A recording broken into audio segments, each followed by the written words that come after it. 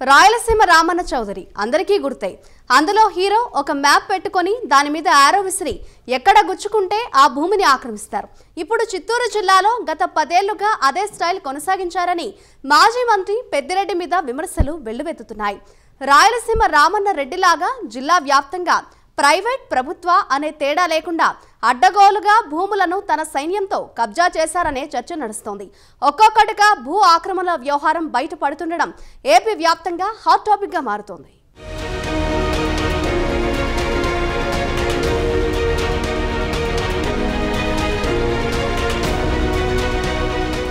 YCP హయాంలో మాజీ మంత్రి పెద్దిరెడ్డి రామచంద్రారెడ్డి రాయలసీమ రామన్న చౌదరి సినిమాను స్ఫూర్తిగా తీసుకున్నారేమో అని వాదనలు వినిపిస్తున్నాయి. గత 10 ఏళ్లలో అప్పనంగా భూములు కబ్జా చేయడమే పనిగా పెట్టుకున్నారని, అధికార మండతో చెలరేగి భూదాహంతో రెచ్చిపోయారని అంటున్నారు.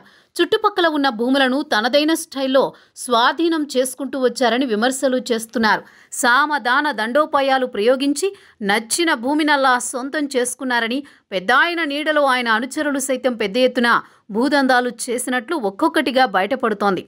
విజయవాడలో పీసీబీ ఫైళ్లు దగ్ధం ఘటన, మదనపల్లె ఫైళ్ల దగ్ధం ఘటనలతో పెద్దిరెడ్డి ఆయన అనుచరుల భూ ఆక్రమణల దందా బాగోతంపై విమర్శలు చేస్తున్నారు. ఈ క్రమంలోనే ఫైళ్ల దగ్ధం కేసుపై అధికారులు దర్యాప్తు చేస్తూనే మరోవైపు స్థానిక ప్రజల సమస్యల పరిష్కారంపై దృష్టి పెట్టారు. భూ సమస్యలపై బాధితులు తమ సమస్యలపై ఫిర్యాదు చేస్తే విచారణ చేపడతామని అధికారులు ప్రకటన చేశారు. దీంతో కబ్జాకు గురైన వారంతా తండోపతండాలుగా మదనపల్లె సబ్ కలెక్టర్ ఆఫీస్కు వస్తున్నారు.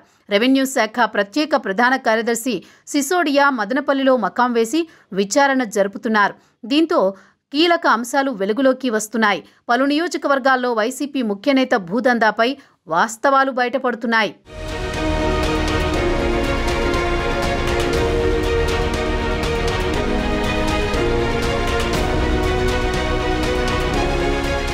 ప్రజల నుంచి వస్తున్న ఫిర్యాదులపై సిసోడియా స్పందించారు. 5ో 10ో అర్జీలు వస్తాయని భావించామని, కానీ 100ల మంది బాధితులు వస్తున్నారని ఆయన చెప్పారు.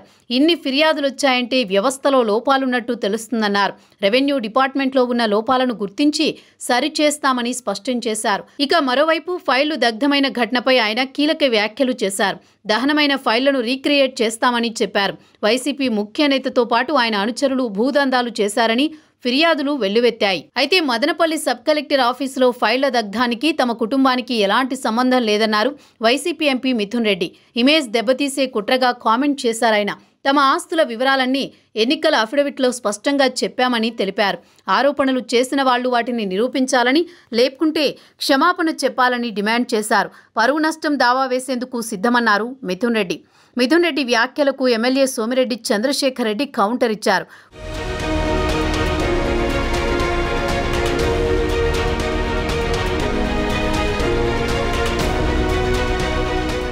ఫైల్స్ దగ్ధం ఘటనతో మిథున్ మా కుటుంబానికి సంబంధం లేదు అన్నారు. మరి ఎవరికి సంబంధం ఉందో చెప్పాలని సోమిరెడ్డి ప్రశ్నించారు.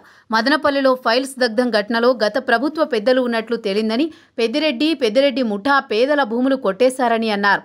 మాజీ సీఎం జగన్ సైతం మదనపల్లి ఘటనపై స్పందించారు. పెద్దిరెడ్డి రామచంద్రారెడ్డి అవినీతి చేస్తున్నారని ప్రజలు అనుకోవాలనే ప్రయత్నం మాత్రమే అని ఆరోపించారు జగన్. వినుకొండలో రషీద్ హత్య ఇష్యూను డైవర్ట్ చేసేందుకే మదనపల్లి అగ్ని ప్రమాదాన్ని చంద్రబాబు హైలైట్ చేశారని అన్నారు. కేవలం తాను వినుకొండ వెళుతున్నాననే కారణంతోనే ఇంత హడావుడి చేశారని అన్నారు. ఆర్డీఓ కార్యాలయంలో ఫైల్స్ తగలబడిపోతే అవే డాక్యుమెంట్లు ఎంఆర్ఓ, కలెక్టర్ కార్యాలయాల్లో కూడా ఉంటాయని చెప్పారు.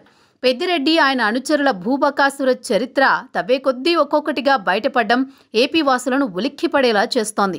అధికార మండతో అడ్డగోలుగా రెచ్చిపోయి కన్ను పడిన భూమినల్లా ఆక్రమించుకున్నారని, పెద్దిరెడ్డి బాగోతాన్ని పూర్తిగా బట్టబయలు చేసి కఠిన చర్యలు తీసుకోవాలని ప్రజలు డిమాండ్ చేస్తున్నారు.